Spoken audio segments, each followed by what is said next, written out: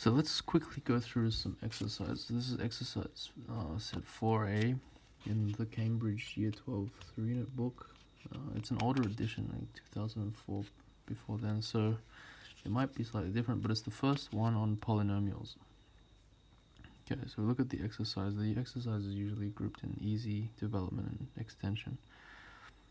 And okay, now we're going to try and do as many as we can. State whether or not the following polynomials, whether the following are polynomials. So this looks like it's meant to be easy. The spirit of it is certainly meant to be easy, but it is slightly tricky. I mean, it's obvious that A, E, J are polynomials, basically by definition. They all have only powers of x's with whole number positive powers, and they have real number coefficients.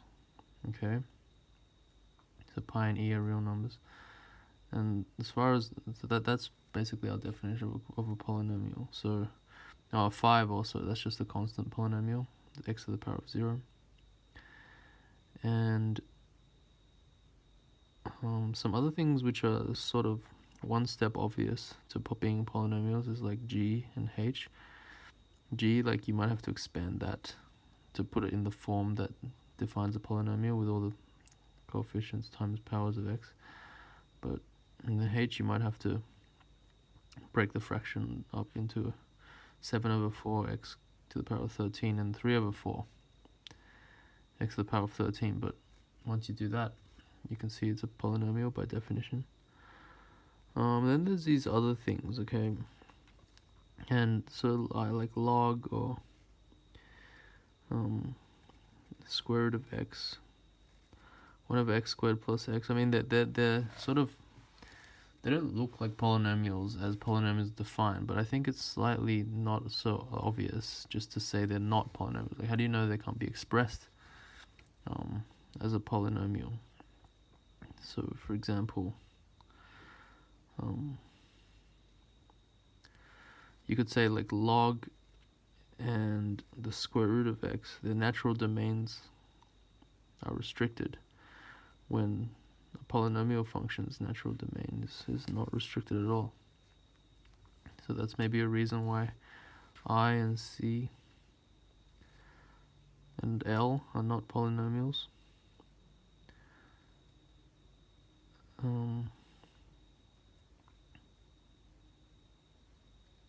Okay. Maybe like a range version of that is like f has a horizontal asymptote, and polynomials don't have horizontal asymptotes.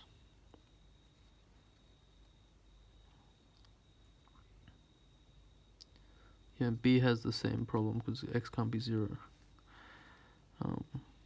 So with B, C, and I, and L. And then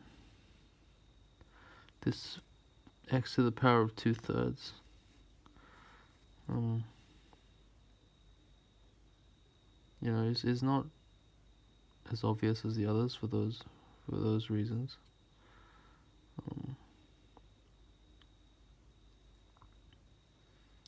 But maybe, you know, we could say, maybe there's a better reason, but for example, you could say you could differentiate this, and the derivative will be something like that where x can't be 0. So and for polynomials, if you differentiate them, they're clearly still polynomials. So that fails to be a polynomial in that way. Okay, and then there's these other things trying to get you to learn the terminology. So degree, leading coefficient, leading term, constant term, whether or not the polynomial is monic. See how monic means the leading term has coefficient 1, so that's like D. Okay, E will, if you expand it. But see, if you expand F, it won't be monic because the highest power will be to the power of 5 and there'll be a minus sign. So here the leading coefficient will be -1. 2 is clearly not monic. To the degree of a constant, so that's the constant term is 2. The degree of 2 is actually kind of tricky because, the degree of 2 is not tricky. The degree of 2 is 0 because it's a constant, so it's like x to the power of 0. But the degree of 0 is tricky because you can't just define it to be 0 because then all the degree rules fail. Like the product of two polynomials have degree, the sum of the degrees, and that won't be true for 0 if you define the degree to be 0. So sometimes people say it's like minus infinity or something to make it intuitively work with those rules, but you just have to realize that 0 has a special case when it comes to degree. So the degree is the highest power that appears in the polynomial, but you have to be careful. So like for something in like an I, the 6 to the x to the power of 7 looks like it's the highest power, but it actually cancels with a 6x to the 7 here when you simplify further. So the degree is actually not 7. It's actually 6. And nothing can cancel with the 6 because you see there's no x to the power of 6's coming from here. Okay, so I'm not going to answer all of them in detail. I'm just trying to give you an idea of what's there. This could look monic here because it's x to the power of 4, but then it'll cancel with x to the power of 4 there, so it's not even degree 4. Okay, so here 3 looks like pretty straightforward algebra. You just write 5x plus 2 in place of p and q, and then it's basically trying to illustrate that polynomials add and subtract very intuitively, well, very easily.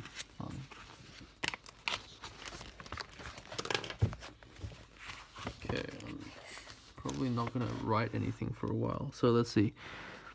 P of x equals 5x plus 2, and it seems like the same Q of x as before.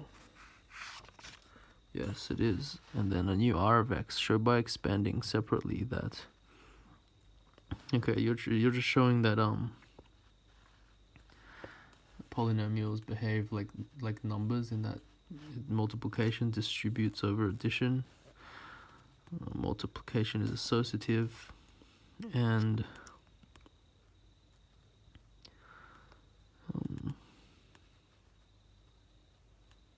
addition is associative.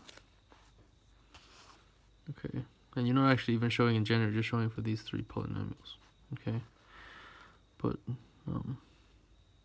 of course they are. Express each of the following polynomials as a multiple of a monic polynomial, because this looks a bit more complicated than it actually is, because it uses a lot of jargon. But a monic polynomial just means leading coefficient 1. So for example, express c as a monic polynomial, it'd just be minus 2 times x to the 5 minus 7 over 2 x to the 4 plus 2x minus 11 over 2. Okay, so that's really easy, and those are easy. Now we're into the development problems. Factor the polynomials completely and state all zeros. Okay, so this is like an exercise you would have already done, but now it's in the context of polynomials. So this is like a difference of 2 cubes, difference of 2 squares and 2 cubes, difference of quartic, difference of fourth powers. I mean, these are all exercises you've done before. This looks weird, but it's actually just a quadratic in x squared, right? And here there's a common factor of x, and then it's a quadratic.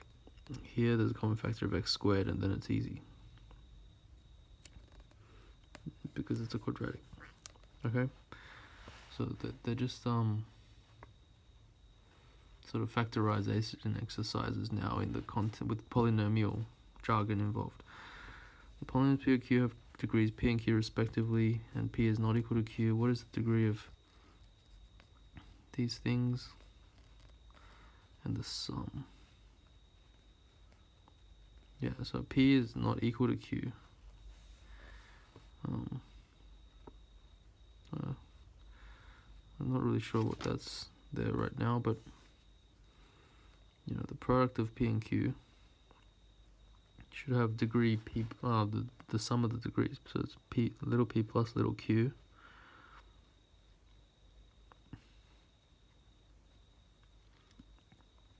And so if you think, you know, if one of them is 0, then the degrees of 0 is negative infinity, and some non-zero number, or some number plus negative infinity should be negative infinity.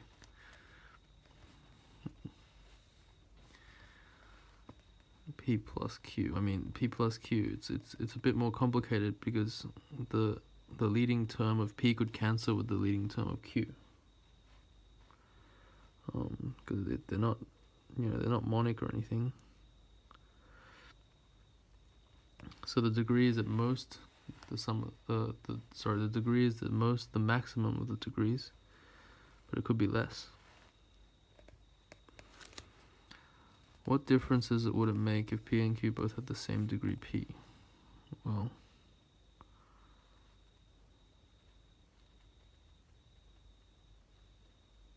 oh, it says, oh, sorry, I misread that before. It said that the degrees are different, not that the polynomials are different. Okay, so if the degrees are different, then when you plus them, then it'll be the maximum of the degrees. Okay, and yeah, we already that should be the same. Yeah, if they have the same degree, then the problem is when you plus them, and they might cancel. Okay, give an example of two polynomials of degree 2 which have sum of degree 0. So you have, you know, like x squared plus 2, and then minus x squared plus 2, and then you add them up. You'll get 4, right? Write down the monic polynomial whose degree, leading coefficient, constant term are all equal. Well, leading coefficient means that monic polynomial must be 1, right? So degree must be 1. Constant term is 1. So, you know, this has to be x plus 1. Find the values of a, b, and c if... So they're the same as polynomials. So it means that the coefficients are all equal. Okay, so this triple sign means they're the same as polynomials. So c would be then equal to 1, b is minus 4, and a is equal to 3. Similarly for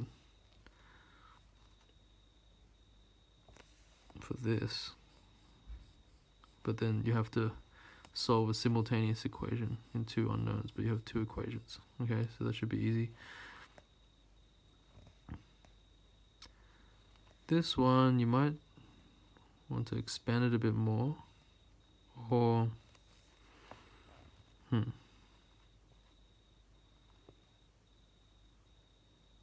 yeah, maybe bring the x to this side. Let's see what happens. You can, you know, for example, you could put x equals 1, and it'll show c equals 1. And then if c equals 1, then you could maybe you could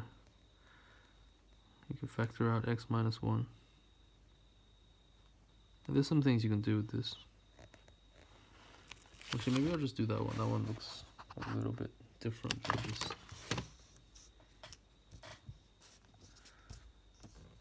What is it? A x minus 1 all squared plus b x minus 1.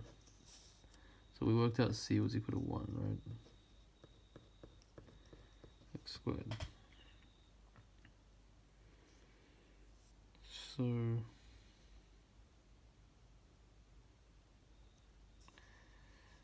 let's do this. X minus 1 outside of a x minus 1 plus b equals x minus 1 x plus 1.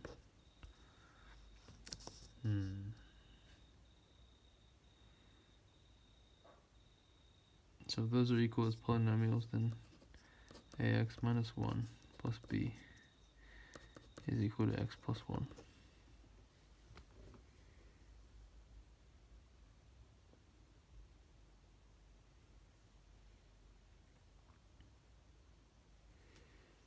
So ax plus b minus a goes with x plus 1. So then a equals 1, b equals 2.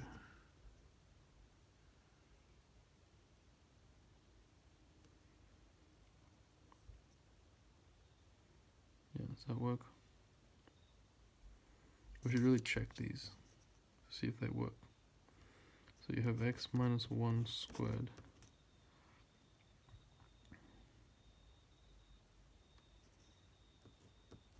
plus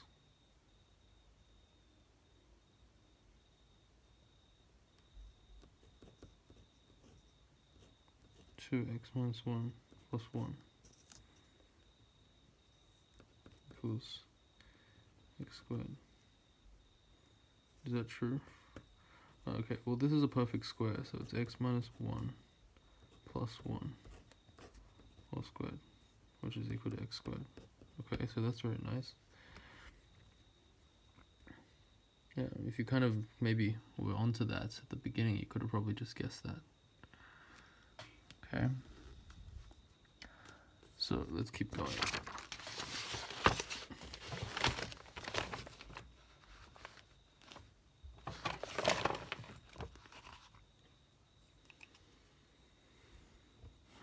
For the polynomial blah, find the values a, b, and c if it is of degree 3, degree 0, degree 7, and monic is 0 polynomial. Well, if it's a 0 polynomial, then all these coefficients are equal to 0. So that'll tell you basically what they are. If it's degree 0, well, it certainly tells you what a and b are. But it might not tell you what c is, because c could be anything as long as 5c minus 1 is not equal to 0. It would have degree 0. If it's degree 3, you know, a would have to be 4 to make the 7 power 0.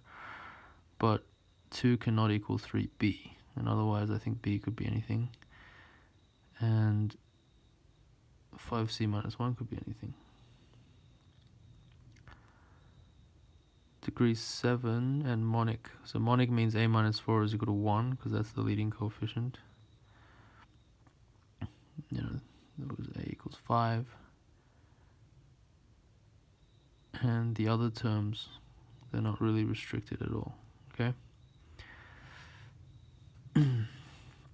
Suppose p of x is equal to that, some generic quartic polynomial, and it's the same if you replace x by 3x. Show that 81 blah blah blah is equal to that. Well, so you know the condition is you replace x by 3x. 3 to the power 4 would be 81, 3 to the power 3 is 27. So that's just directly applying this definition. That's part A. You know, and if they're the same, you equate the coefficients, right? That's kind of what the point of saying polynomials are the same are. So I guess that's where b is going to hence show it's a constant polynomial. So 81a is equal to a. So if a is not equal to 0, then 81 is equal to 1. So a has to be equal to 0. And the same reasoning shows they all have to be equal to 0, except for e, because there's no condition on e equals e will be satisfied by anything. So p of x is constant and equal to the e that was denoting the constant. Okay, show that if p of x is even, then b of d equals 0. Show that if q of x is odd, then bdf equals, give a general statement of the situation in parts A and B. Okay, so look, you know, so yeah, so this is something you have to actually know what an even function is to do this. So what even function means is that p of x is equal to p of minus x. So as polynomials, maybe you could say, you know, the polynomial with x replaced by minus x is equal to the original polynomial. But you'd have to think how that makes sense for functions.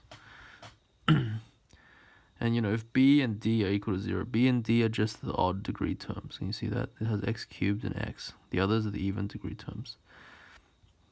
Q has b, d, and f are the even degree term. So it's kind of trying to get you to get in the line of thinking that an even function is a polynomial is an even function. A polynomial function is an even function if all the terms have even power, and it's odd function if all the terms have odd power.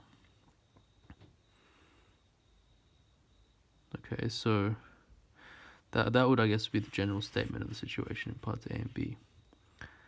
And to show it wouldn't be too hard. The definition of even is P of x equals P of minus x. And from there you could see that like x, so this is the P of x, and then P of minus x will just be, well, that doesn't change. That becomes minus bx cubed. That doesn't change. That becomes minus dx. That doesn't change. So when you equate them, the things that don't change cancel. So you only have bx cubed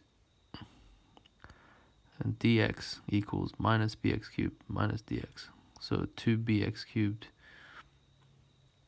is 2dx. And if your definition of even is that it's identically the same polynomial, then you're done. You can just equate the coefficients and they're equal to 0.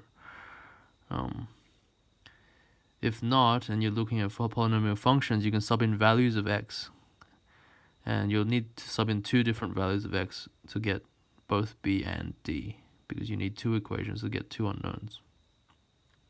And when you do that, you can pick x equals 1 and x equals 2, and you'll happily see that b and d is 0.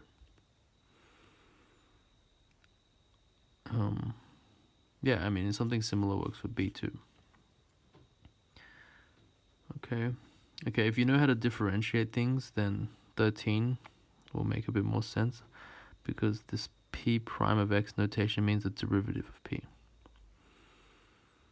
And so I'm not sure how rigorous this is meant to be, but if you believe 12, then a lot of these are going to be very easy to verify, because p is even, then p is going to have even powered terms, and the derivative of even powered terms are just, the power is subtracted 1, so they're all going to be odd. I think this is actually generally true if you just apply the chain rule to the definition of even function. Similarly, if the polynomial is odd, the derivatives, it's probably going to be even, and you have to, constantly ignore or treat the case when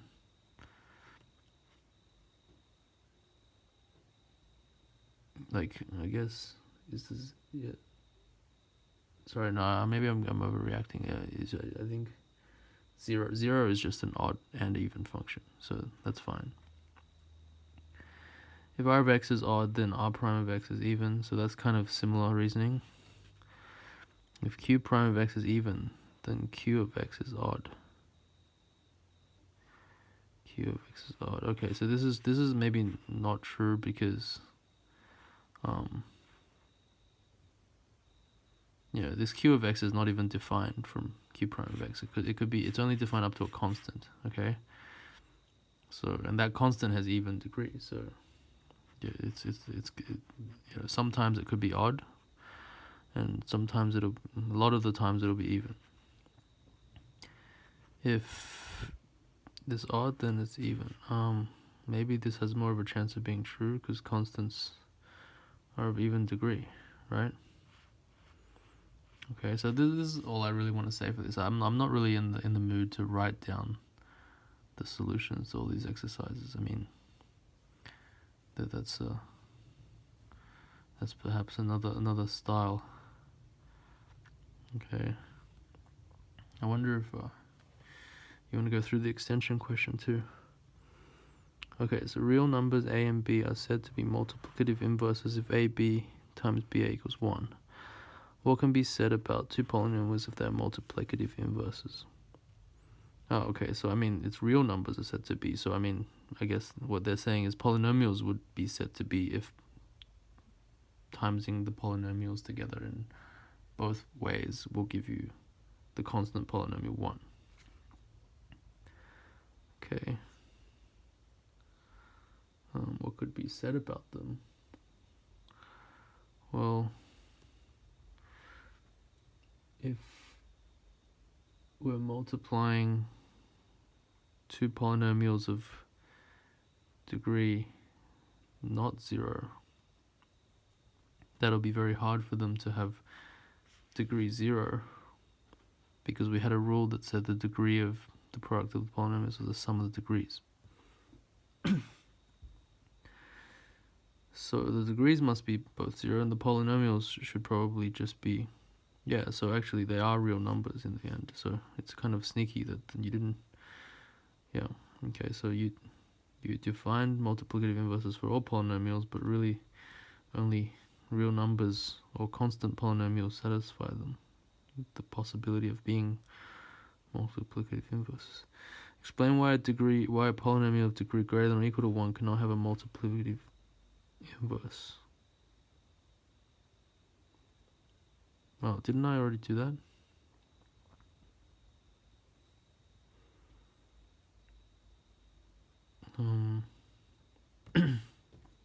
Yeah, I guess I did.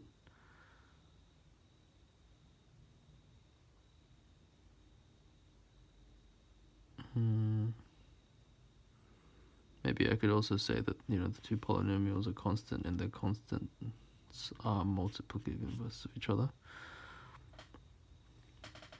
We have assumed in the notes above that if two polynomials are equal for all values of x, that is, and their graphs are the same, then their degrees are equal and their corresponding coefficients, for example. Here is a proof. Oh, okay, I didn't know that. So that was it was unproved. So we have a polynomial function then. That's what they mean. For a polynomial function, the two functions are the same if,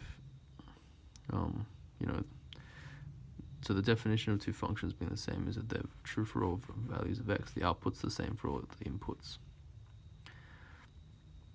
Or, the graphs are the same. Then the equal is polynomials. Here is a proof using calculus. Where is the proof?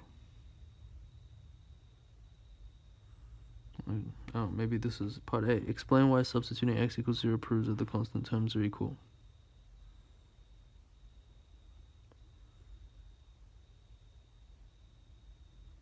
Yeah, because substituting x equals 0 just gives you the constant term. So if two polynomials output the same thing, and the output is the constant terms, then them being the same thing means the constant terms are equal. Explain why differentiating k times and substituting x equals 0 proves that the coefficients of x to the k are equal. Okay, so if you differentiate k times, so if you differentiate it once, right, it'll kill the constant term and it'll make the x term constant. It'll keep that constant coefficient. And every other term will have one less power, right? Differentiate twice, the new constant term dies, which was the old x term. So differentiating twice kills x to the power of 1 terms and below. So differentiating k times is going to kill x to the power of k minus 1 terms and lower. Okay. And the x to the power of k term will now become constant with a factor of k factorial. But that factor of k factorial is not going to make a difference as long as k factorial is not 0. It's not 0 because when you substitute x equals 0, the part A shows that then if two things are equal, the derivative, the kth derivatives are equal. So the constant term of the kth derivatives are equal when you put in x equals 0 by part A. And so the coefficient, and if they're equal, okay, and they both have k factorial, so they just kind of cancel anyway. So then the original coefficients of x to the k are equal. I hope that explanation made sense. Wow, this took longer than I had expected. I hope you didn't find that too boring. Thanks for listening.